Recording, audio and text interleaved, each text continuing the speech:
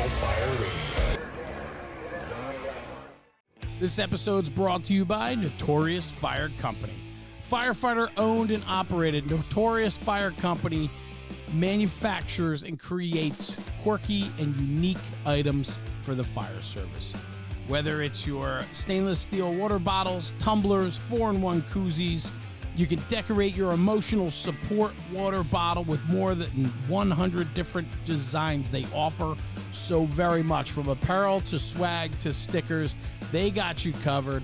Check them out at notoriousfire.com. That's NOTORIOUS, notoriousfire.com. And check them out on social media, Instagram, Facebook, and TikTok at Notorious Fire. And this month with the podcast, if you use coupon code Fire Radio June 2023, that is Fire Radio June 2023, you'll get free shipping on all orders within the U.S. So check them out, notoriousfire.com. Lenny and the crew, they're making great stuff, and I have to tell you, with the summer upon us, the sticker packs are out of control. You got everything from Star Wars to pinups and everything in between. Slap them on your beer fridges, your coolers, and your tumblers, and celebrate the summer in style with Notorious Fire. A good supporter and longtime friend. We're happy to have him on the podcast with us. Check him out, notoriousfire.com, and coupon code FIRERADIO June 2023 for free shipping all across the U.S. This week's episode of The Size Up by National Fire Radio discusses sensitive topics such as mental health, disease, and suicide. If you or someone you know is struggling with suicidal thoughts, please reach out for help. The National Suicide Prevention Lifeline is available 24/7 at 1-800-273-8255. Hey, what's up, everybody? It is your friend Pip here on The Size Up by National Fire Radio. I think one day I'm going to have like a guest host, and it'll be so different because when you hear the opening, it's not going to be me saying it's Pip. Like, it'll be like, it's Taylor from Taylor's Tins, or I'm definitely not going to have Jeremy. Definitely not going to have Jeremy. Maybe we'll get Seb, the producer, to come out from behind the hidden wall that he doesn't sit at because he's not here at my house right now, but his editing studio, and come out. But what's up, everybody? Thanks for tuning in again this week on your Tuesday morning, evening, or actually whatever day you're listening. We just release on Tuesday.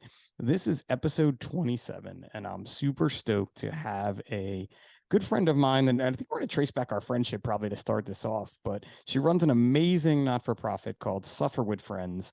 They just dropped their 2023 summer fitness event that anyone can do, and we're going to talk a lot about that. But Jess, what's going on tonight? How are you?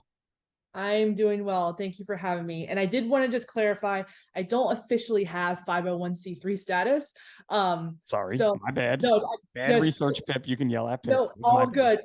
I think it's just because we raise so much money for organizations, but the way we do it allows all the organizations themselves to benefit and not necessarily myself. But yes, we do hold all these events and things like that. So just one piece of clarification.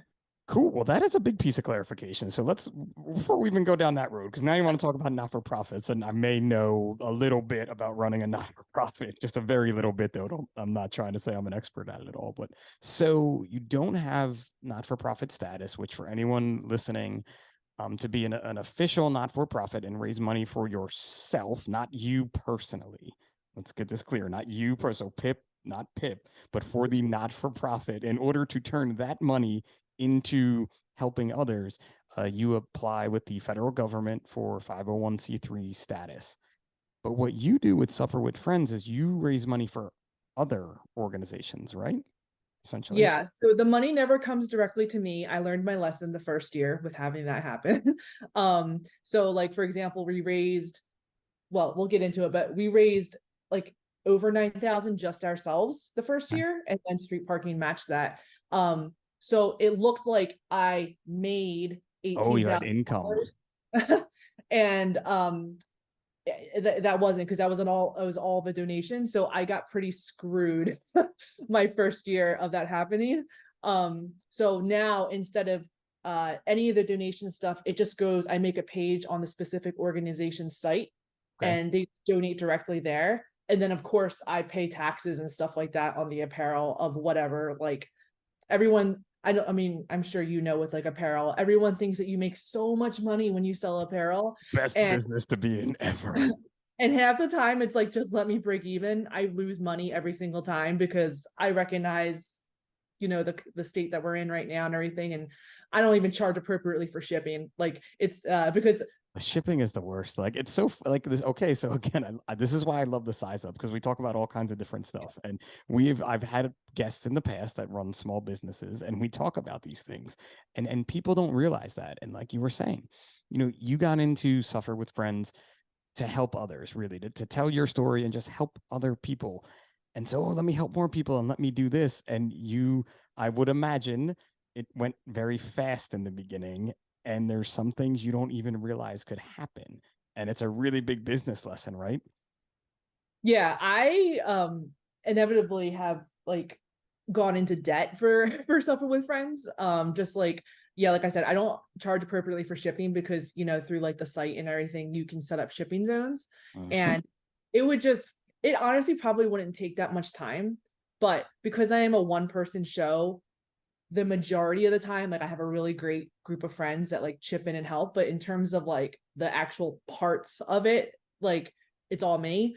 I don't necessarily want to field complaints from people to be like, well, why is my shipping like $10 and then like another person's shipping is like $7, so it's like I On just an charge. island. You live on an island. That's why it's Yeah. $10 and not And $7. like I think people don't recognize the whole like first class versus priority shipping. And like if it is over a certain weight, you're not allowed to send it through the cheaper shipping option that will take like 3 weeks to get you to you. Believe me, I would love to do that. Anyway, so yeah, that's just the point of clarity. I actually considered doing 501c3 this year, or last year. It ended up just being like, again, I do have this amazing friend group, and I don't know necessarily how much bigger it can get. I hate advertising. Like, I love these events.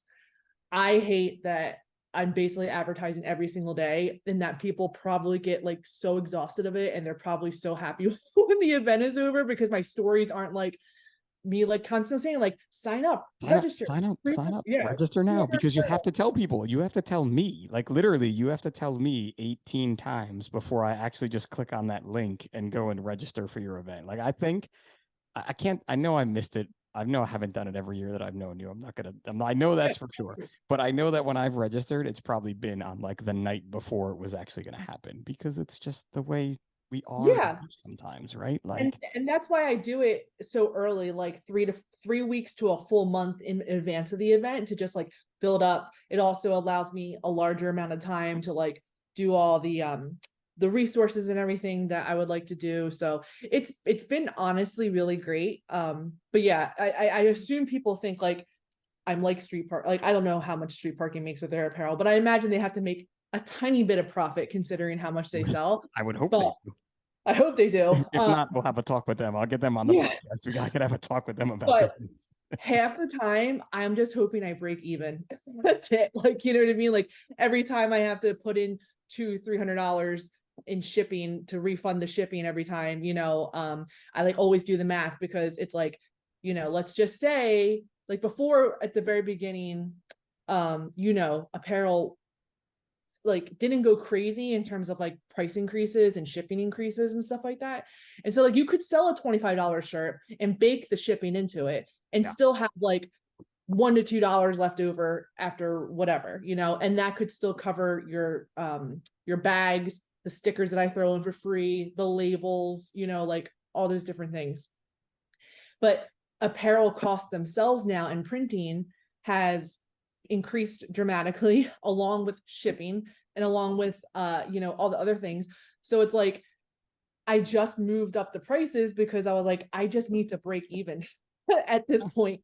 It's a really big deal too. And I consider 555 really fortunate, because we're in our 10th year now. So when we started, social media was just starting to kick off. So there was no such things as paying for social media. And the tri-blend shirt that everyone loves now, when you made that switch from, it was 100% cotton, and then there was kind of like a tech fit, But then that tri-blend appeared on the scene. It was right around that time too, and no one had it dialed in yet that you could probably charge a lot more for this shirt.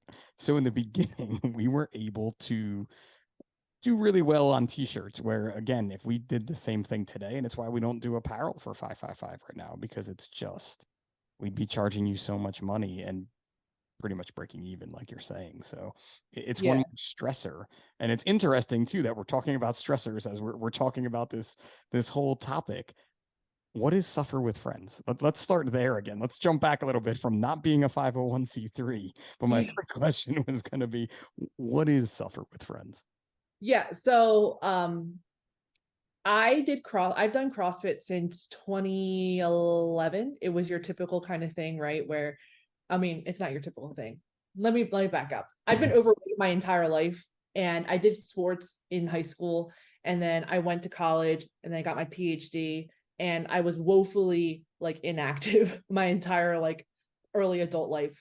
I remember specifically I went to Retro Fitness and I hired a trainer and spent $6,000 on her, and she left, and I couldn't get my money back. And at that point in time, it was summer 2011, and I was like, I think I'm just done trying to work out. Like, and I remember she was telling me like, you know, like 1,100 calories, like to have tuna, chicken, lettuce, like that's it, like nothing else. And I was just like, you know, I'm done. My one friend from high school, they reached out to me, and they had their own weight loss journey, and they said to me, you know, like, hey, I want to try this gym off of Grubhub. Remember Grubhub? Not Grubhub. StubHub, not StubHub. Groupon. Yeah. That was an initial CrossFit gym. CrossFit gym opened back in the day, you got a Groupon so you could go. Called CrossFit Aspire. And I remember going there, and they were already more fit because they had started their weight loss journey, and they were doing kettlebells and lifting and stuff like that. And I distinctly remember the workout was front squat for like 3 or 5. And then I think it was literally only an AMRAP 12 of like front squats and burpees. Okay. I say only, I know that's still a terrible workout if you do it correctly, but like, I was just like, oh, 12 minutes, like it's no big deal. So you do a warm up, and I remember I had to sit down at the front of the gym during the warm up, because you know, I love old school CrossFit where it's like you're in these warehouses and it's super hot and you have the big ass fan there and everything. So it's like, it was July. I was absolutely... In 2011, there were no fans. There were definitely no fans. And unless you went to really bougie CrossFit, and I don't think Aspire was bougie at that point. There might not have been a fan. If it was small. That's true. Yeah. And I liked it, and I don't know why, I just kind of did. So I signed up, and then I really didn't start going until probably like 9 months in. I would go maybe once or twice a month and get so discouraged. Like, obviously, if you only do something like CrossFit like once or twice a month, of course it's going to be discouraging. Do you know what I mean? Sure. And then I remember they had one coach there named Nilda, who how do you feel about cursing on here? You could totally curse, knock yourself out. Was fucking fantastic, basically. And I remember she would coach Tuesday and Thursday nights at 6:30. And so that kind of became like my go-to class. And you know, Festivus. Mm-hmm. Yeah. So like they have CrossFit Aspire held that 1 year. And I remember I was just trying to train for it. And the third workout was 800-meter run, 15 deadlifts, 800-meter run, 15 deadlifts. Okay. And I was like, and the time cap I think was like, or 800-meter. I think it was like 13 minutes or something like that, or 12 minutes, something like that. And I was just like, I can't do this. I remember like I would test it, and I was like, I'm so tired. Like, there's no way. This still stands as a memory for me. And I was the last one to finish in the heat. You had to do 2 400s essentially. I came running. You remember, if you've been to the gym, so like you ran off the street into the big parking lot, into the opening, and all I hear is this like roar of people. And Diva, if you know Diva Richards, if you remember her, she was the MC. And I remember I get there, and everyone is literally counting rep for rep. And I just see people like crying all around the perimeter. And I was just like, wow, like that's CrossFit, So that was like life-changing, along with, doing the typical paleo challenges and stuff like that. And I really gained a really wonderful community. As you all know, as people who are in CrossFit know, and it's not always the most profitable. And I think like a little bit of like, like it just happens. And they had to close, in October 2018, which was really sad, I built a great community there. I still, like, all the best people in my life right now come from that. So how Suffer with Friends essentially came up was, Alicia is my best friend. She co-owned CrossFit Aspire with Justin. And I remember we would like just do like workouts together outside of class at the gym.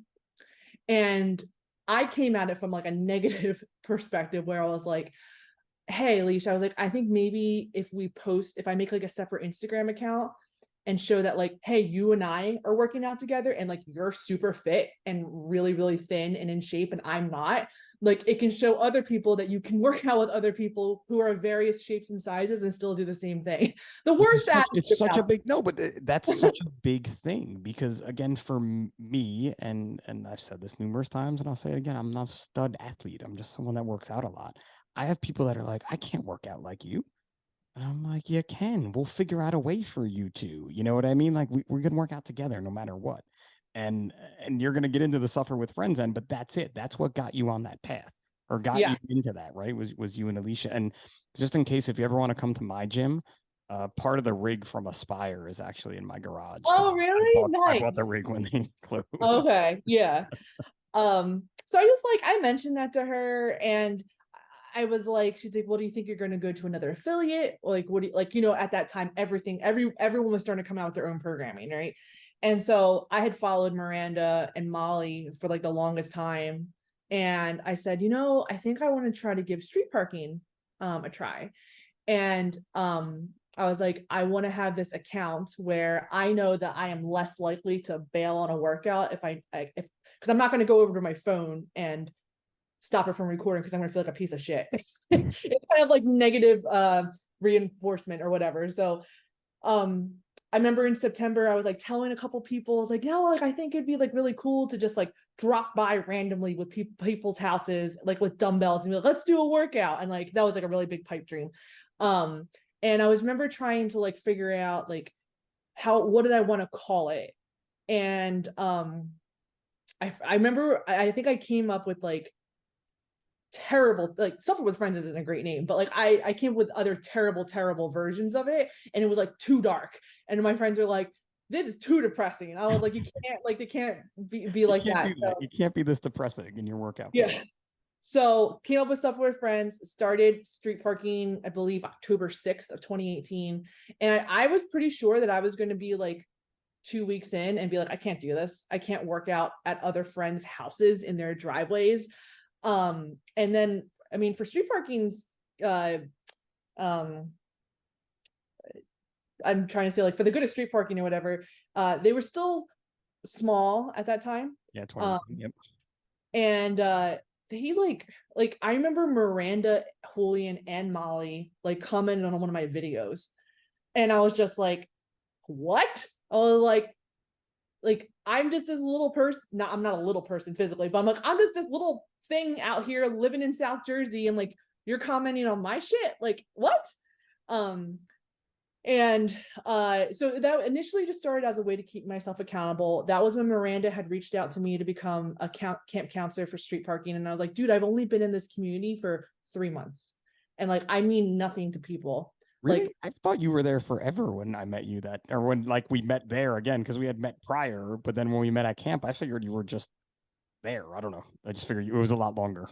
Yeah, no, it was only like 3 months, and I was just like, dude, I was like, I feel like there's probably other people that you can reach out to that probably would deserve it way more. And she's like, no, she's like let's do it.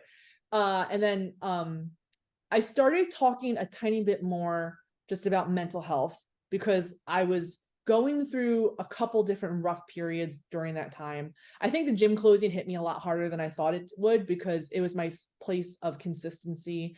It was the place I saw people every day. I would literally be there from 4:30 to 7:30 multiple days a week.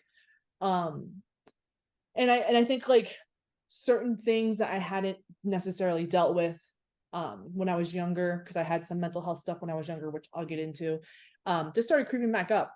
And that's when I went to street parking summer camp in New York, and I saw you again. And it was really life-changing, honestly. I still keep in contact with a lot of those people. And I remember the whole, like I had explained before, the friends don't let friends suffer alone. And originally that tagline was merely just about working out. Like, I'm going to be last. You motherfuckers can't just like leave me out here by myself to die. Like, so like, you know, be out here. And then I think it morphed into the whole mental health aspect. So that's kind of like the start of it. I guess before I delve into deeper, did you have questions about that? No, I mean, you told it very well, right? Because you've laid this in, and it sounds like to me too. Because what a lot of people found, especially in the CrossFit community, but you find it in all fitness communities, whether it be now street parking for us again. You know, I had it with 555. I've had it with other like group gyms that I've gone to and group workouts, and in the running community, the triathlon community. Although the triathlon community was not as welcoming as all these other ones. People on their bikes were really mean. Like I was, that's right here actually. I was like, I swear, I'm like as far right as I can't get any more right, or I'm gonna be in the grass. Why are you yelling at me? You're way over there. I'm trying to pedal. Look at my little legs. Yeah. But you find this community, right? And this community is this group of people that, like you said, you suffer with. And I feel like when we suffer together in a workout, that bond grows even more. And Oh yeah. right now, my community is my family, is my wife Tracy, Finn, and Dex. You know, we do one family vault workout a week for sure. Although Finn is now in the gym with me because of lacrosse 3 days a week, which is awesome to have him out there. So I'm not alone as much. When you make that community and you learn about each other and you learn about your suffering, and or you learn while you're suffering, I should say. You're not learning about your suffering. So it sounds to me like you found that community, and maybe you didn't have it so much before CrossFit Aspire, right? Oh yeah. I would say most people would describe me as a person that like everyone gets along with. I'm like fun to be around, whatever. You are fun to be around. I've been around you, but you are fun to be around. But I've always felt like I never fit in. I always felt like I didn't like in high school, I guess I had a best friend or whatever, but I always felt like I would be like bobbing in and out of groups, but I didn't have a group. Like I didn't feel like anything was my own. I later figured out in my late 20s as to why that feeling happened. But yeah, I never had a group of people that kind of just accepted me for who I am now and didn't necessarily care to wait to like see who I would be, because they would accept that version too. Yeah, and you know, I think when it comes to something that, and I love street parking for this, and I will say this forever, is that scaling end of the workout, right? Because you could be next to a Miranda or a Julian or a Molly in a workout, you know, these elite level athletes when it comes to fitness as a sport, and you're doing the same workouts as them, but you've just changed it a little bit. So they may be doing squats with weight, and you're doing air squats or squats to a box, or you know, in any way of like that. And I've worked out with them a few more times than I probably would like. And sometimes I try to keep up, and it didn't really work well for me anyways. Like I tried to relive my glory days, but you still have that group and you still have that respect level, because you may not be doing the same thing, but you're doing it together. And I think that's a huge part of the community that you started to grow into, right? Yeah, and I love what Spieler says when I believe it says our needs differ in degree, not in kind, right? Like I love that about him, which speaks to the whole like, yeah, we're still going to do a version of a squat. We might not do it as heavy. We might not do it, you know, like we might have like a box to or squat into and stuff like that. So, but yeah, so that kind of really set up a really great like foundation for me. And then like a year before the gym closed, I was hiking in Tammany, have you been to Mount Tammany? I have been, yes. And you know how effing rocky it is, Very rocky. on the descent. So My wife is not a fan of Tammany, let's say, because the first time I took her there, we didn't know how rocky it was, and she's like, "I hate you." I think she was pregnant, actually. Like, oh we got there God, within, terrible. we Oh, like ran out of water. It was a bad hike that day, let's say. well, I was so nervous that I was gonna fall. And we were literally probably 400 meters away from the car. And I'm just like walking with Alicia and we're talking and everything. And I remember I tripped and I fell and my knee hit a rock, but it wasn't like a huge rock. And I was almost like with your, like, if my left leg was behind me and I had my right leg out. And she's just like, ouch, that looked like it hurt. And she's like, you good? And I said, oh, yeah, sure. And I pulled my leg out from underneath me and there was a huge pool of blood at the knee. And she's like, oh, she's like, roll up the knee. She's like, I'll get the first aid kit out. She's like, well, let's put a Band-Aid on it. You'll be good. And then I pulled it up and my knee was split open. So like, you could see the fat down and everything like that. And so, we always talk about how it was like, when your kid, like a kid like falls and they're like waiting for your reaction to see like how they should respond. And I was just like, and she's like, it's okay. Like she went into like full parent mode, which we still talk about to this day, which I was like super impressed by. Anyway, had to go to the hospital to get stitched up and stuff. And I remember I had like an allergic reaction to some sort of antibiotic, and they're like, okay, well, Keflex, which is also like cephalexin, also has little traces of this, but we're going to give it to you as a little bit of a dose right now, just to see like if you have a reaction to it, because the thing that you are allergic to is so small in here. And like, we need to give you this really big antibiotic to make sure you don't have any like crap, whatever. And so I think they gave me like 15 milligrams and they're like, oh, you're good. Like, we're just going to prescribe this to you. This is just a correlation kind of thing. I don't know necessarily, but anyway, I had to take it for the next 5 days and I had to take it 4 times a day. Okay. And I think it ended up being like 200 milligrams in one day. And I remember like by the 3rd day, I just felt super off, like super off and like not of my body and also super depressed.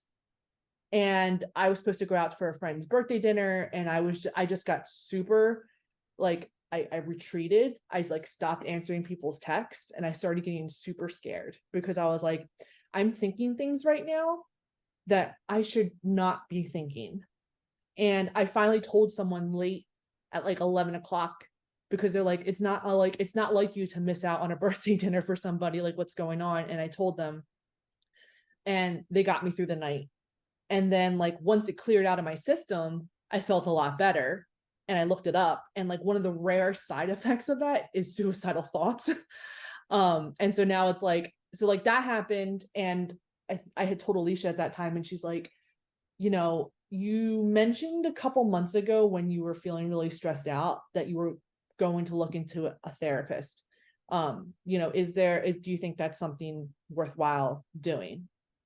So I ended up getting somebody, which in and of itself is a whole other conversation. I was so lucky because I mentioned it to my PCP. And honestly, for her, I love nurse practitioners as PCPs, by the way. And so I remember I had called her and I left a voicemail for her or whatever. And she called me back, like super concerned. She's like, are you okay? She's like, and I was just like, I think I just need some extra help. And she's like, here's a recommendation. And I called and I managed to get in like in a couple weeks. So by the time I got to camp, I was in therapy. And then I was turning 30 that June 2019 at the end of the month. And by that time, I had recognized some things in me that would lead to like a depressive episode. So a lot of times. So were those things that you recognized were happening now or that had happened in the past? And now you're putting that at 30, you're kind of putting the correlation together of, your mental health, let's say. Both in a sense. So like, I'm adopted. I was adopted when I was 6 months old. And there's been like records that like, I hadn't been like, I was essentially left alone in a crib for the first 6 months of my life. And I only saw someone like for 10 minutes a day. And Okay. So like that would be like some random dude like picking me up and like holding me for like 10 minutes, and then like he just walked around to each crib and then just put me down. And that's not great for attachment. You find out, Generally right? not. We've learned now in life. Hopefully, we're not doing that anywhere, anyone. And I feel like that also has to do with like my physical health and why I was so overweight. My mom was like, yeah, you came over here, we were told you were 6 months and you were like the size of an 18-month-old, because I was just left in the crib with like crushed up Cheerios in a bottle, and like there's pictures of me just like trying to eat it from the bottle. So anyway, like I had these, I feel less ashamed about them now, but like I constantly had these feelings of abandonment and fear of abandonment. And it was why I kind of could never get like close to anybody. And I would always be of the mindset, let me leave you before you leave me. Yep. You know what I mean? And so in June, I recognized from doing some work in therapy that one of the triggers for a depressive episode for me is if it's like when I'm really, really stressed about something. And then I kind of like forget all of my other coping mechanisms because I'm just so stressed out. At that time, I was working for a company where I was severely overworked. It was a toxic culture. I remember I'd be working like 16-hour days trying to figure out something. I work with data, so I'm like a data engineer now, but back then I was an analyst, and it was not the best time. So I was 1, tired, 2, eating poorly, 3, not sleeping well, and still working out, which is probably like I probably should have backed off the intensity, but I had recognized that. And I remember in therapy, you know, we had talked about meditation, journaling, treating your body well, and then like reaching out. And I recognize that those types of mechanisms might not be the same for everyone else, but that's what I have in my toolbox. And I remember a particular weekend, I was like, okay, I need to make plans with a different group of people every single day this weekend because I need to be around people. And that Friday night, I saw my friends Pat and Linnea. That Saturday, I had done something with another group of friends. It might have been Taylor and Andrea. And I believe that Sunday, Alicia held a workout with a couple people at Cooper River, and Caitlin was there. And Caitlin. Yeah. Love Caitlin. Caitlin. And I remember like I was still so depressed. Like I would be working out next to these people, and I was just like, it was like the last place I wanted to be. But I was like, you're gonna feel better after this. I was like, this is it. Like, you're gonna feel better. And I remember I got home, I ate lunch, and I just crawled back into bed and I just started crying. And I felt pathetic. I was like, I'm in so much pain right now, and no one can comprehend that. And it was to the point where it was a very physical pain, where I felt just like this gnawing away at my stomach, but not like in a way like where you feel it, but it's just like there's just like something within me that just didn't feel right. And I was like, just when you were on the meds, like that's something that didn't feel right? Like yeah, that recognition of, because you had said before about recognizing triggers and your work in therapy. So that's what you were doing. As much as your outward appearance was of okay, inside, you were taking that time to recognize these things. Yeah, and I was just like, something's not right. And I was like, I just want to sleep because I don't want to be in this pain anymore. And I remember I had to like at that time I had only go, like it was mostly a remote position, so I only had to go in like once or twice a week. And I was just like, I don't know how this is going to work. Every day I woke up and I was like, today's going to be better. Like, because it had never lasted this long before. And by the full duration of it was 3 weeks, and it was the longest 3 weeks of my fucking life. And I remember it was the week of my birthday. My birthday is June 29th, and my friends were throwing me a birthday party, and Alicia and Megan were the ones organizing it, and they were like, do do we still hold the party? They were like, we don't want to like, we don't want to force her to go. And for their, for them, they were like, you just tell us, like, we think it's still good to have, but if it's honestly something that you don't want, like, we won't have it. And in my head, I was just like, I can't believe you're even fucking asking me this. I can't see past the next hour right now. Like, I don't even know how I'm going to get there. And if you follow Self-Aware Friends, I work out with Nikki a lot. And I love Nikki to death. She has a family, and so like that Monday, we were talking and she's just like, like, I'm going to check in with you. She's like, I love you, but I also have my family here so I might not be able to help you in the way that you need right away. But she's like, I will make sure that there is someone there. So that night I had come home and it was still terrible. I remember like the day before I had like talked to Alicia and it was still terrible. And I like, it got so bad that like, I remember I went to my one other friend's house at like 10 o'clock at night. And I was like, can I just talk to you? I was like, I don't know what I need, but I think I just need to talk to somebody. And it was very scary. Like, I can't imagine. I mean, I have been in that situation where other people have said certain things to me, but like, I know it's a scary place for the other person to be in when you have someone who is deeply upset and in a lot of pain. And I remember I just like fell over on her couch and started like crying not like hysterically, but I was like soul crying because I was just like, I just want the pain to stop. I don't know what's going on. I just feel this deep sadness. I think I was there for like 45 minutes. I told Nikki I was going over, and my friend, I felt terrible because she felt like she didn't do anything. And I was like, I think I just needed that ball to get rolling in terms of like being able to like express like this guttural thing. And I had told Nikki, and she's like, okay. She's like, I'm calling you tomorrow morning to see how this goes. And she's like, and I'm going to text one of your friends because we're all friends with each other. And Andrea texted me and she's like, hey, I'm just checking in on you. She's like, she's like, do you want me to come over? She's like, we don't even have to talk. But she's like, I would really love it if you let me just sleep on your couch. And she's like, and then in the morning we can get breakfast. And she's like, and we can talk then if you'd like. Everything's better with breakfast. She's not wrong. Yeah. But she's like, I would really like to just stay over.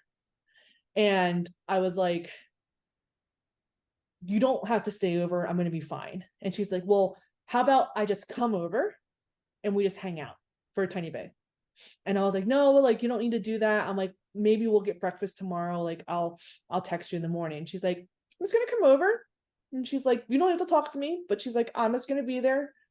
And she came over. At that time I was living in a studio, and I just like let it all out. And I still see myself sitting on my bed, crying hysterically, talking about the pain, saying no one understands. Like, it would just be such an easier way for me to just go right now. I'd be less of a burden. Like, this is so hard for other people. Like, no one's going to want to deal with it. I like all those things. And it was like 2:00 in the morning. And I had like felt like the weight of the world had come off my shoulders. It's a lot to dump on someone, by the way. I will just say, I know, like I say, like, it's not like you like when you're in that moment, you shouldn't worry about it. And obviously I didn't, but like, it is like a lot of you have to also be in a good mindset to be able to help somebody. And just because you might not be at the time does not mean you're doing anything wrong. It's just that you're also recognizing your mental health, which is great too. So the next day I just felt like I felt the light came back, and not completely, but like small bits and pieces were But it coming. was that better day that you were looking for, that tomorrow is going to be better. And now you were able to do that. And it sounds like it was Andrea, right? Because you're throwing out a lot of names, and I should have written them all down as I'm No, going. no, you're fine. You know, I don't do you know, I guess you couldn't see then, but I'm sure you see now what she was doing for you or to help you with what she was saying by like, let me come over and sleep over. No, I don't want you to sleep over. Well, let me just come over. Like, let me just do this. You know, and that's that type of person that is really there for someone else. You know, that's in my mind, that's suffer with friends. Yeah. Besides the workout, right? She was telling you, I'm coming over to suffer with you and you're not going to tell me no. I mean, I'm surprised she didn't just show up. You know what I mean? Like, just be like, Oh, yeah, like, there's been other times where she has just like showed up because of that. But yes, that's also how the phrase morphed into, because it's like you don't have to be alone in this. You know what I mean? And I think the thing people struggle with when it comes to mental health as being the person that someone goes to is that we are so uncomfortable with pain. We're so uncomfortable with anything that's not just being like your happy-go-lucky self. Like, and I remember when in therapy, after I had gotten an appointment with her, I had already had a scheduled appointment with her like after my birthday.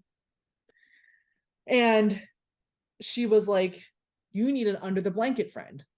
And she's like, there's this comic where this person that's sitting under a blanket on the couch and a friend comes over and they're like, you want to get dinner? And they're like, no. And they said, you want to go to a movie? He said, no. Do you want to play a game? No. And the person just keeps sinking deeper and deeper into the blanket. The friend goes away in the comic. They come back and they said, do you just want me to sit with you? And the other friend's like, and so she's like, you needed an under the blanket friend.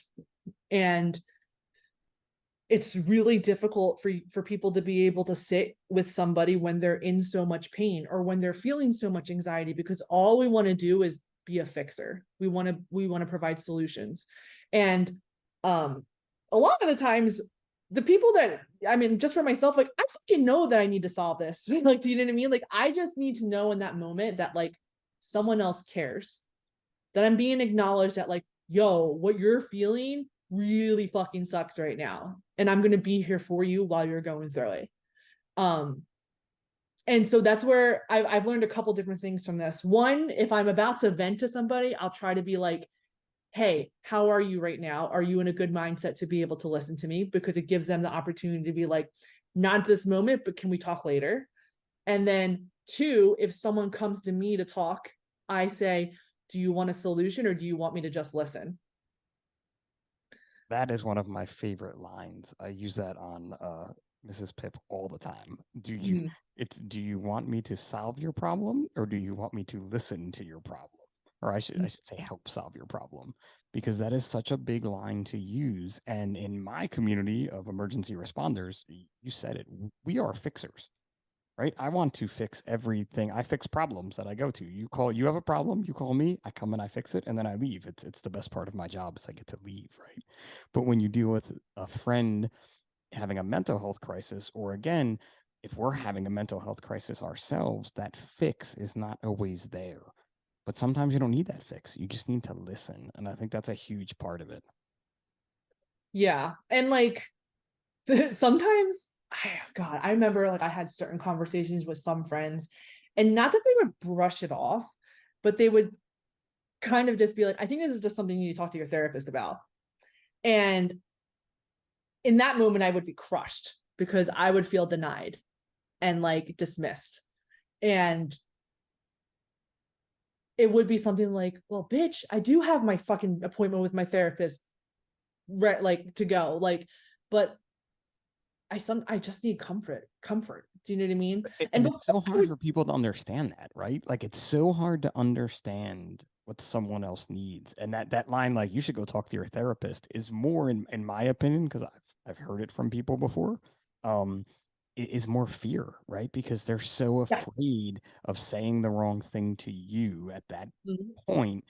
They don't know what to do. You know, they don't know Yes. that they should just listen. And it's also not necessarily a lesson people are out there teaching when it comes to mental health either. You know, you're going to hear it at the beginning and the end of this podcast. You know, should you have any issues, we'll give you a number that you can call, right? It's not that we don't want to listen to you, but we have to be able to help you in some certain way. And I feel as though people get in that mode. You know, it's just like, Yeah. you're bleeding, call 911. Maybe you could fix the bleeding before you call 911 type of a thing. And with a friend in mental health crisis, that definitely leaves for an interesting event. It sounds like you've had both extremes happen to you, the extreme friend doing the right thing and the extreme friend that wasn't doing the right thing, let's say. Yeah, and I ended up having conversations. So like there's something else that I always suggest is that when you're in that moment, shit happens, right? And then it's like when you're feeling better, because you will feel better, it just might take a hell of a longer time than you expect it to. You can't expect someone to have an open, honest, vulnerable conversation with you if you've never started having that before.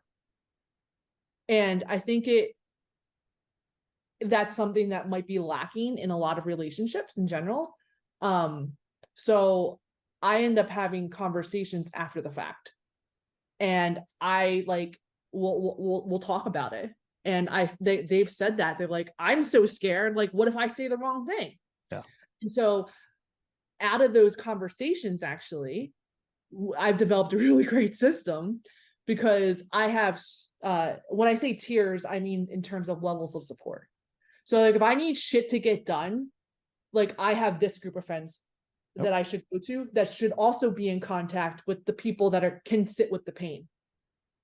Do you know what I mean? So it's like I am a little weary of like, so like sometimes if I say like, well, let me back up. There's a difference between passive suicidal ideation and actually having a plan.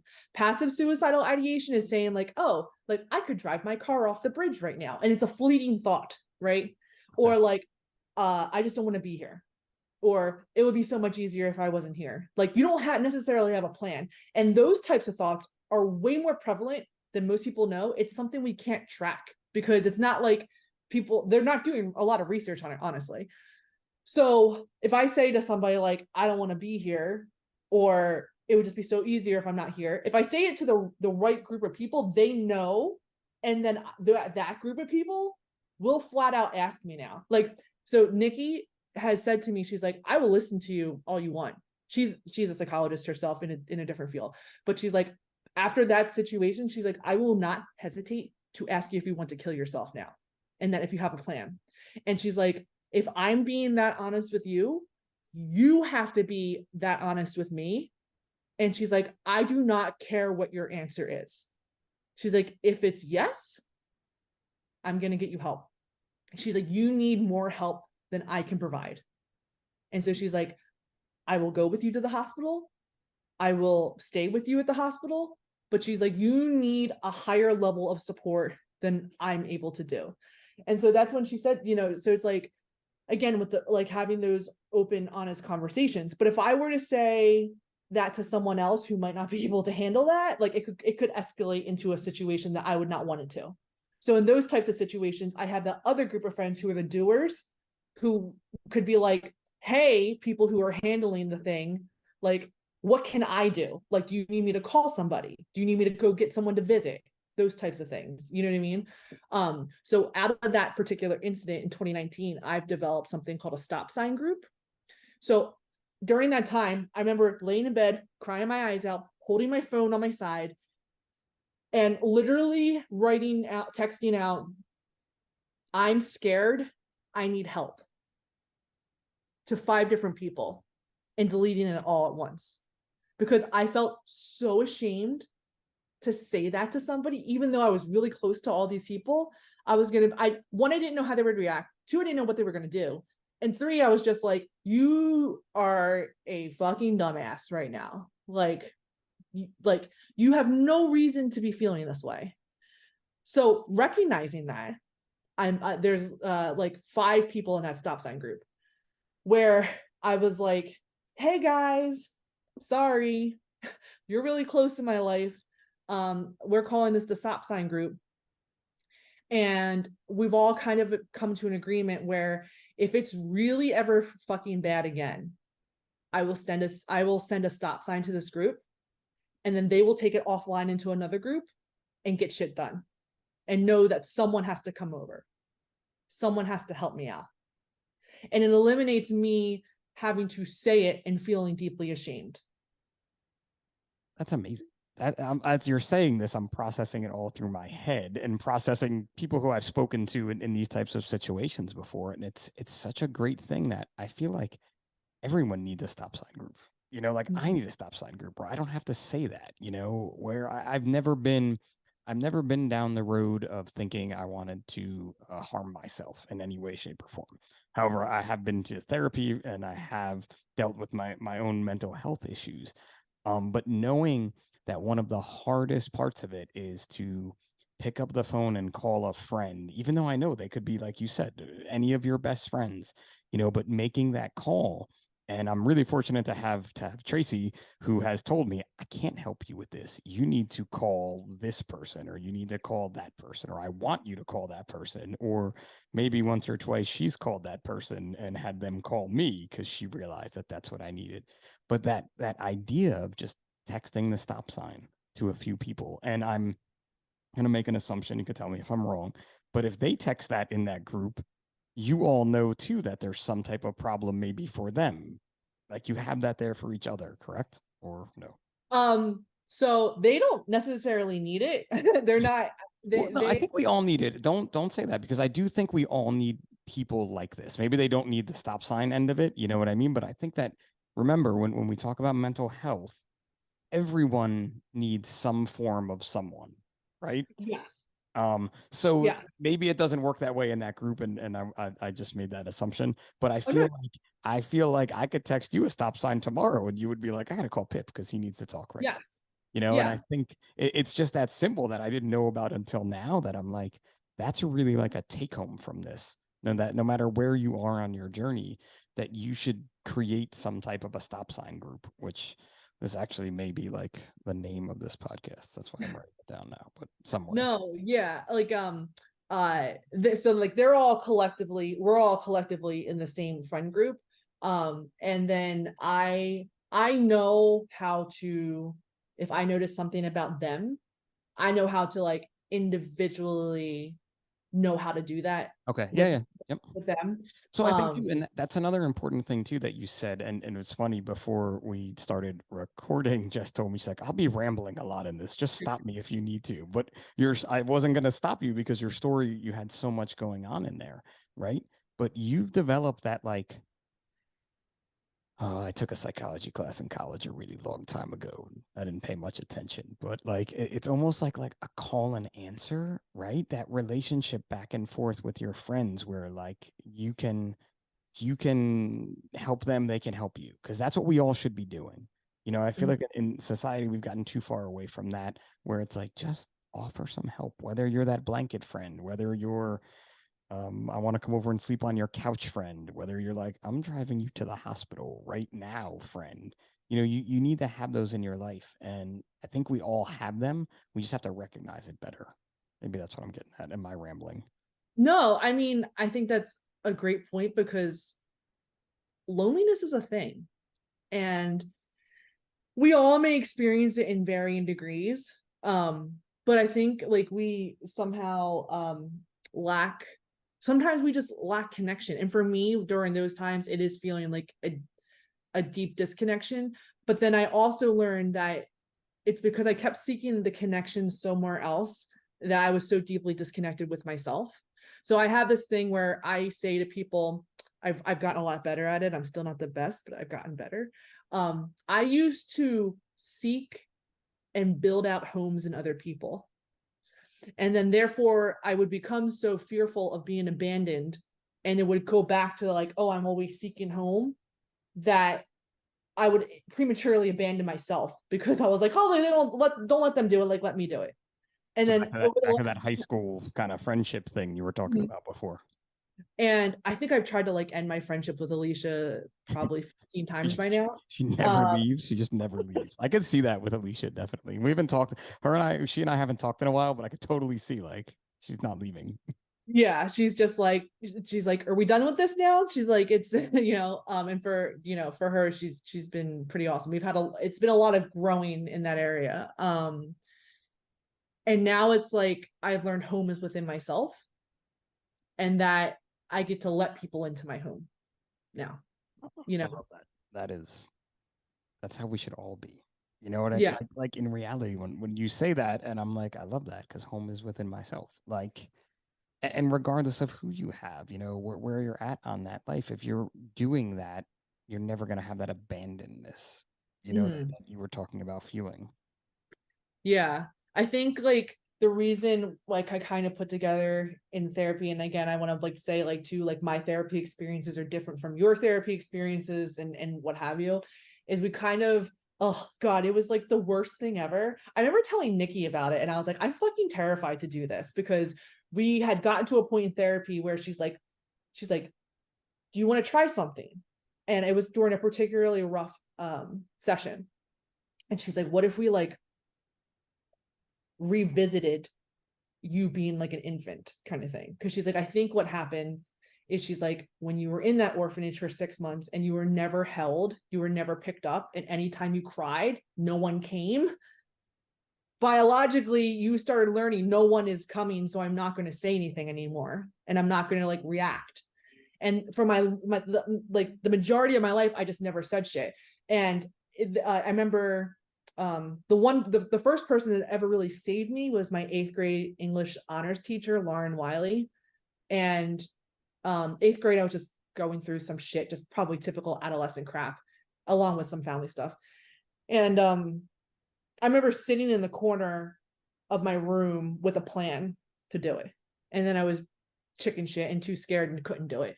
And she took an interest in me, got me involved into different communities like sports and stuff like that. She really took an interest, really cared about me, helped me like think about college and stuff. And I remember as I got older and I would see her, she's like, are you having an A day or are you having an F day? And then it would help her figure out like how does she need to like talk to me that day. And then it lay dormant, and then college happened and PhD land happened, which was traumatizing in of itself, and I got like a little bit depressed, and that's when it started coming back. But like I started making all these connections, and then that's when she's like, hey, why don't we try this in the next session? And I told Nikki, and I was like, I'm fucking terrified. I'm like, I don't want to go back to that. And she's like, you're not doing anything like like physically, you're just sitting there and you're like thinking about it, and she's guiding you through it. And she's like, it could be good. You are there with the expert too. That is the Yeah. time you want to go back to that. Like legitimately, that person really paid attention in their classes, not like me. She's like, you could, you could. And so I remember like sitting there, and like, this is going to sound like the lamest fucking thing in the world. Like I truly I love how you asked me if you could curse like 6 minutes in, and you dropped more F bombs than any other guest I've had. I'm You have the really tally. Like we could do the ding, ding, ding. Like, it's honestly, when if people are listening to this, like they're going to be like, I can see the rolled eyes right now, because it sounds very foofy. So it was like a 7 o'clock appointment. I'm sitting in her office, and like, thank God I had the tissues next to me. And she's like, I want you, because I had to learn how to like self-soothe myself again, because I never learned that in terms of like the whole abandonment feelings, loneliness, no one cares, whatever. And so she's like, oh, let's just like be here and like close your eyes and like think about this and blah blah blah. And she's like, now I want you to envision yourself as an adult, and you're walking into that orphanage, and you see yourself as an infant in the crib, and she's wailing and no one's coming. And she's like, then I want you, oh, I'm not gonna like start crying again, but she's just like, and then I want you to envision yourself as your adult self picking her up, holding her, and telling her it's okay that you are feeling this way, and that you're there, and like sitting with it. And I remember I'm like sitting there, eyes closed, as I'm envisioning this, and there's just tears coming down my face. And for a couple times when I had first learned that technique, I had used that to like self-soothe myself, because she was like, you need to learn how to do that for yourself. But she's like, that does not mean that I want you to negate reaching out to people. She's like, you still need to reach out to people. But she's like, one of my issues is that if someone didn't get back to me right away, I would also take that as like, okay, they're like abandoning. And she's like, yeah. yeah. She's like, you need to do that for yourself while you're waiting for someone to respond, because they will respond. It just might not be in the time span that you want it. I no longer have to do that because I've been able to calm myself down, but it was a very empowering experience. And I'm not like, obviously just giving the right terminologies and talking about it in the right way, but it was so empowering to me. And that's where I also am saying, like, I felt disconnected, you know what I mean? And, you know, having to go through all my stuff, which led me to like, oh, great, I was in therapy, and I graduated from therapy probably like 21 in 2021. I will periodically go back if I get stuck. But I remember thinking like, this is great. I'm done therapy. I did it. And then I was like, some things have happened in the last like year, and I'm like, fuck, this shit doesn't go away. It's just that you handle it better, right? And you grow. And I think sometimes I get still stuck with that. Like, there's actually a new issue that I've recognized in myself. I've talked to a few people in my life about, that I'm like, oh, I think I'm like figuring this out again. And I was like, oh, I don't want to go through this again. And Nikki has been really great. And she's just like, she said to me, actually, she's like, I fear that if you had not gone to therapy the first time, she's like, you would not be here right now. Because she's like, you have so many more tools now. And she's like, I think you just need one more tool to deal with this specific issue. And in years, you may need another tool for something, right? And I think that's what you're definitely, at least I feel like you're leading to in here, is that this therapy, yes, you graduated from therapy, right? I too graduated from therapy. Tracy and I, in our marriage counseling, we graduated from it. We still went back for some touch-ups, and we haven't gone back in a while. I'm not gonna. We've been working everything out really well together, let's say. But you know, going back, it's not like you failed. It's just that. It's just like a touch-up or a tune-up for your car or an oil change. You know, I can put out every kind of metaphor you could think of, right? And that's it with mental health. You know, it's the same as making that decision to go to therapy, or to reach out to a friend or text your stop sign. You know, you're doing that because you want to be better. It's just going to take some time to get there. And everybody's different, right? And I think that's something else you've probably, because I can imagine with Suffer with Friends on social media that you've gotten a lot of different stories and a lot of different people reaching out to you, asking a lot of questions, I would imagine, right? Yeah, that's been like, I love raising money. Don't get me wrong. You know what I mean? It's great. But like, I think the more valuable part is hearing people's stories. I've had people say to me, like, I've been hiding my depression, anxiety from my spouse for the last 10 years. And I finally sat down with them the other night and told them. I've had people say like, hey, my mom and my sibling experienced different degrees of this, and I'm a fixer. And listening to you saying like, hey, just be there for them, she was like, I never thought of it like that before. Yeah. And they were so happy that I had gone to them and apologized. And so there are tons of stories. And you know, I say to my friends all the time, I'm like, I don't really think this is like, I love my friends. I was like, guys, this is. I want to be your friends with your friends. I want to be friends with your friends because they sound pretty cool. So. Oh, they're like, I hit the jackpot, but jackpot. I also will say like, it's work. Friendships are work in a good way. Do you know what I mean? And like, you have to like, you know, and you can have different tiers of friends and everything. But they say to me that I was like, oh guys, I'm like, this isn't a thing. It's like this little profile on Instagram that doesn't really do a lot of shit. I just talk about myself and like what I go through, and we do these 2 events. And my friend Kathy, who I love dearly and is fucking amazing, she's almost, I think she's she's gonna kill me. I'm just gonna say she's in her 60s. I forget if she just turned 70, but she can like deadlift over 300 pounds, and she's like amazing. Yeah. And she's like, she'll want to like, I feel like sometimes she wants to like shake me, and she's just like, it is a thing, Jess. And she's like, you need to recognize that it's a thing. And like, I still can't believe that people buy the apparel, honestly. Like, I just like this, like yes, looking like this old shirt. But like, I and like getting the feedback from people where they're like, hey, I wore your friends don't let friends suffer alone apparel, and like people have come up to me and asked me what it's about, and like that they really needed it at that time, and they don't know what it actually means, but for them it's comforting. So from all of this, we've come up with the two events, the one which is our major summer event, which is Why Suffer Alone, and that was born out of the June 2019 time, where it was like mid-July, I was watching TV with Alicia, and I was just like, I think I want to give back. And she's like, all right, like, what do you want to do? And I was like, I think I want to like hold like a workout or something. And like we raise money for the American Foundation for Suicide Prevention, because I Googled at one point, I want to die. And the first things that come up are the crisis text line and AFSP, like the then suicide prevention line, which is now 988. And I had it like, I get into my head because I don't think I'm particularly good. Like I'm not as big as like 555. I'm not as big as Vetwad. I'm not as big as Well, I don't think they're not around anymore, but like Barbell's boobs or whatever.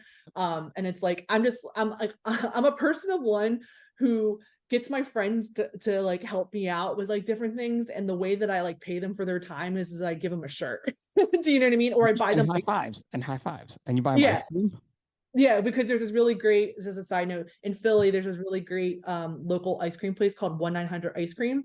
And so they sell like, it's amazing. If you like we go to Philly a lot, so we'll have to hit that up. 1-900 Ice Cream. Okay. Yeah, they're in Rittenhouse and in Fishtown and in Ardmore. But they're great. So like I'll go over there and get like 6 pints of ice cream, and then like when the shirts come in, like I'll just give them the pints of ice cream then, and then I'll give them a shirt later, and they're like, we don't even do it for anything, like we just love helping out. I'm gonna volunteer just for the ice cream. So so I remember I had spoken to Miranda about it, and I like, you should have seen the first iteration of this. This was going to be like some crazy ass thing, and she's like, why don't you just keep it super simple and you just put up a workout? and then that's when it's like, for them being so awesome, she was just like, we'll match whatever you raise. And like as I reflect on it, I'm like, I'm not sure what she thought, but I expected to maybe raise $500, and that was it. And then like she emailed me like during that first week, and she's like, where are you at? And I told her I think I had like just crossed like $4,000 or something. She's like, okay. And then I woke up the next day on Saturday, and she had posted a video of herself in like her bathroom at like $8,000 then, right? And then like said like, hey, like we're gonna put this workout in. It's not our workout, but we really support Jess. And like she put at the end of it, the goal, make Jess proud. And like that morning I woke up to like $2,000 more of like things being donated, and then like apparel sales and everything. And we ended up raising just a little over 9,000. They matched it. We raised $18,000 our first initial year. And then I was just like, that's what's going to happen when you wake up on Wednesday morning next week. It'll be double. Not the matching. I can't guarantee the match. Oh, no. Probably not going to guarantee the amount of people either. Miranda can get you, but we're going to try. That's the goal here. We're going to crush Miranda's one night. Well, it was just so like, it was just so crazy. And out of that, I was so floored. And I was like, okay, I guess this is like, we'll try again next year, and like the year after that was really weird, pandemic. But I was really proud, like by ourselves, we raised $11,000, just a little over $11,000. And it started spreading. Like people were like, oh yeah, I remember that we did this last year. I'd love to do it again. And we increased the number of gyms that participated. And I reached out to this one gym because I was like, I have no idea how the hell you found us. And they initially donated, like, I think the first year they donated almost $2,000 from their gym. And it's Missouri, all size, oh my God, I'm losing. Hold on.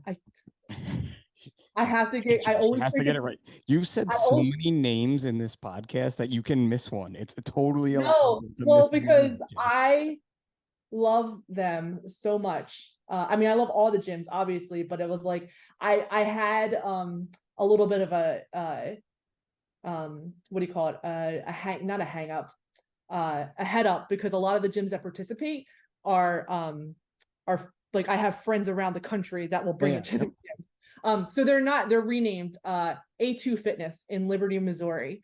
And I was like, how the hell did you find me? And she's like, I was just in the street parking tag, because she's like, I did it a little bit during the pandemic. And she's like, I saw this. And so they take it upon themselves every summer now. They like rent out a football field. They have like a DJ. And they just hold this big workout. And I was like I met Matt, Matt. Yeah. He's like, you ever go out there? Because he's like, that's like an event. I mean, that sounds like a better event than I've thrown in anywhere. So I'm like, that's amazing. And she goes hard, like craziness. And then like we have a lot of CrossFit gyms that do it. So we raised 11,000 2020. We raised over 8,000 for 2021. And then last year we beat our $11,000 for like a couple hundred over that. So we're almost at $50,000 total for just AFSP.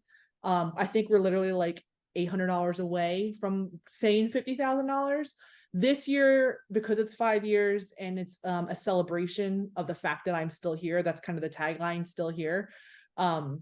I want to blow it out the water. I don't think it's possible, we'll see. But I put it for $15,000. And like that includes direct donations.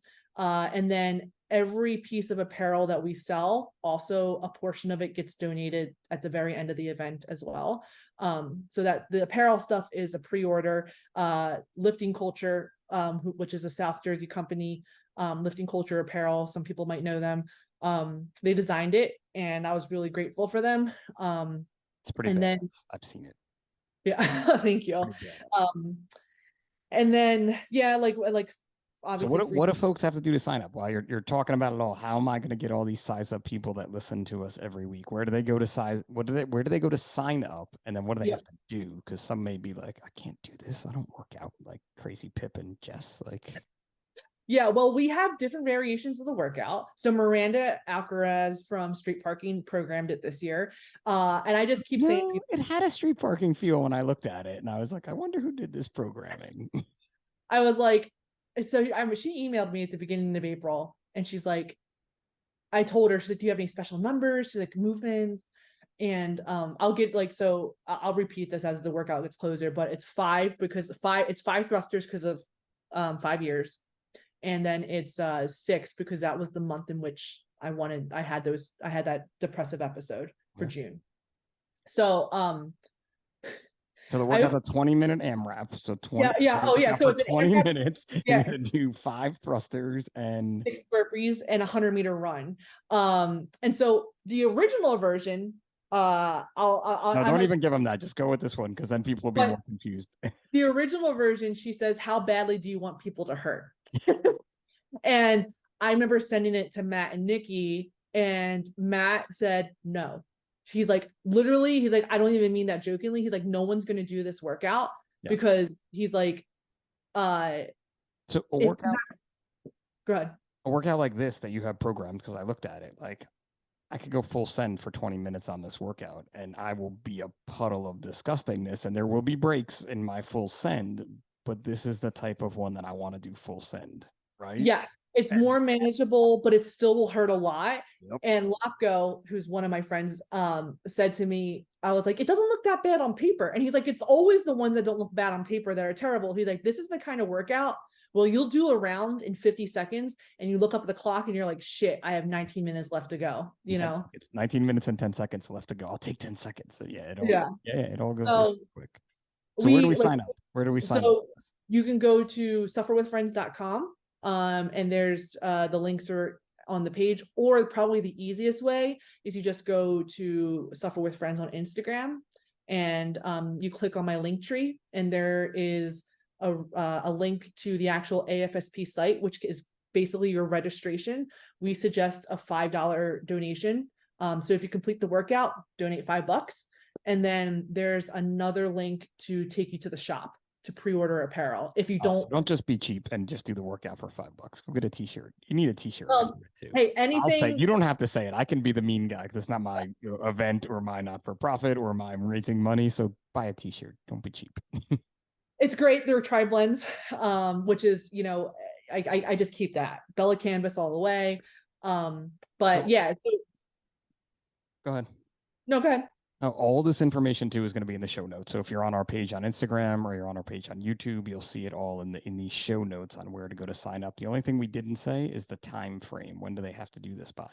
Yes, so it's August 18th through the 20th, so you have the entire weekend to do it. If you decide to do it and you want to share it on social media, just tag me at Suffer with Friends. Use the hashtag Why Suffer Alone 2023. During that weekend, my stories get pretty long because I'm just constantly resharing everybody's stuff, but then I also keep it in the highlights as well. And it's really just a great event. And I just ask people, and again, I'll reiterate this as we get closer to the event, is to just kind of be mindful. The reason that the workouts are so terrible and they feel like they're never ending is because that's how like depression and anxiety can feel sometimes. But then it does eventually end. And it's like, sometimes I think there's that whole weather analogy, right? Like it can rain 364 days of the year, and then we know the sun is coming back out, and it comes back out on 365. It just took all year to get it to happen. And that's why, like, with the workouts, it's like, it's terrible, but then it ends, right? And so it's just like a reminder that like, this is how it can feel. Groundhog's Day over and over and over and over again. And then eventually the light breaks, or you see a speck of light, and you know that it might not be better right away. But it's going to start being better.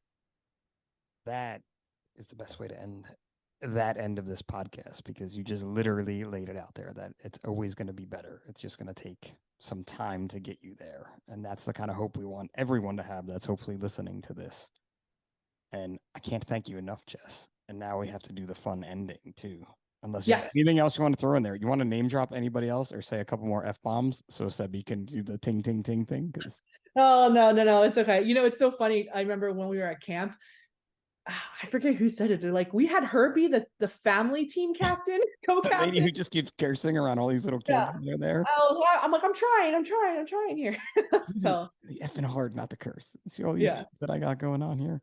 Yeah. All right. So the size up 10 is 10 questions. We try to do them rapid fire, but it doesn't always work that way. And sometimes you catch me off guard and I'm like, oh, I didn't think you were going to say that. So it's my fault too, but it's been the goal to move through them. So let's see what we can do here for it.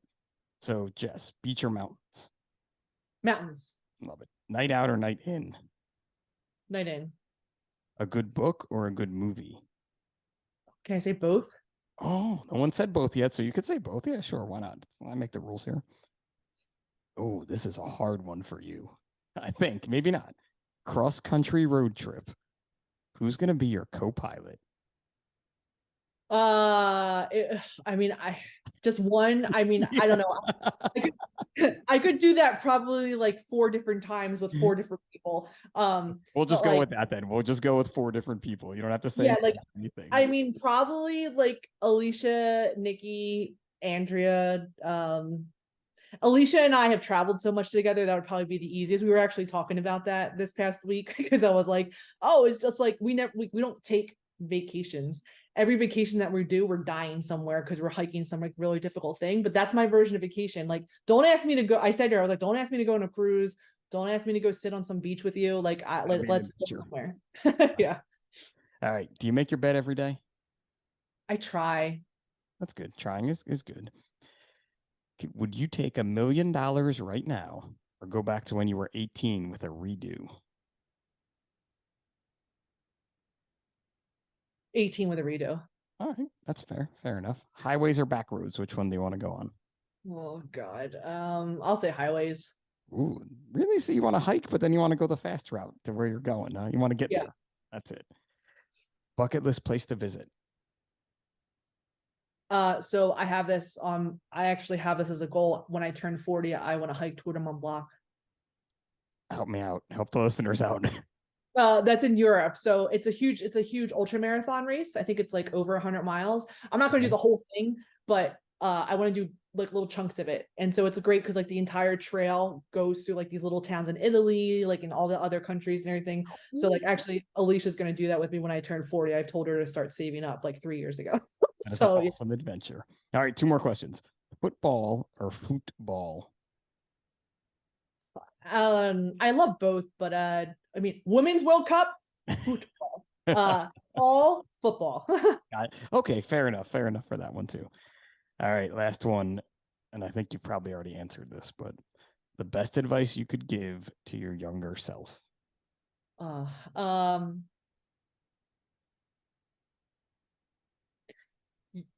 a little morbid, but you're going to be so glad you didn't kill yourself at 18.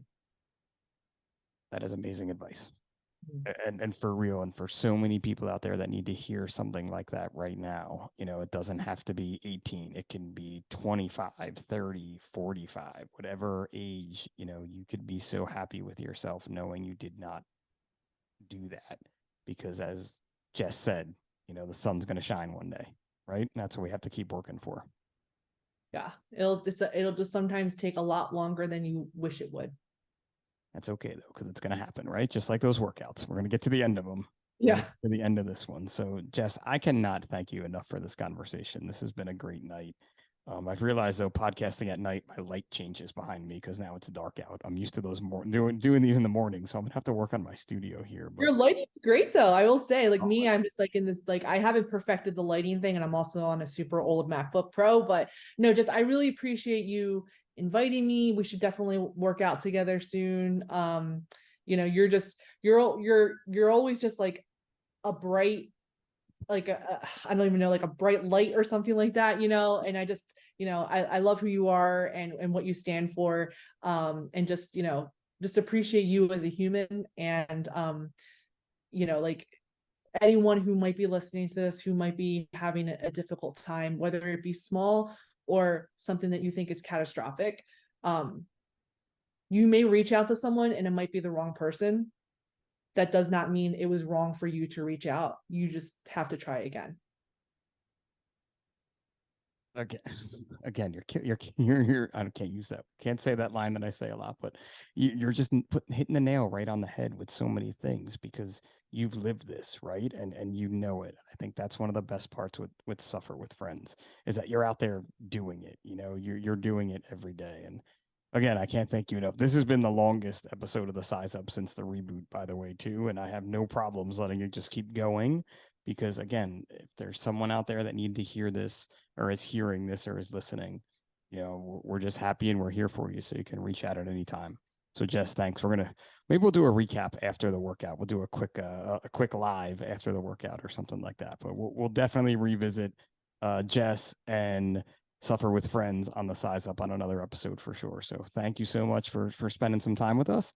Thanks to everybody for listening. Thanks to our sponsors as always. And for the Size Up by National Fire Radio, this is Pip. We'll see you next time.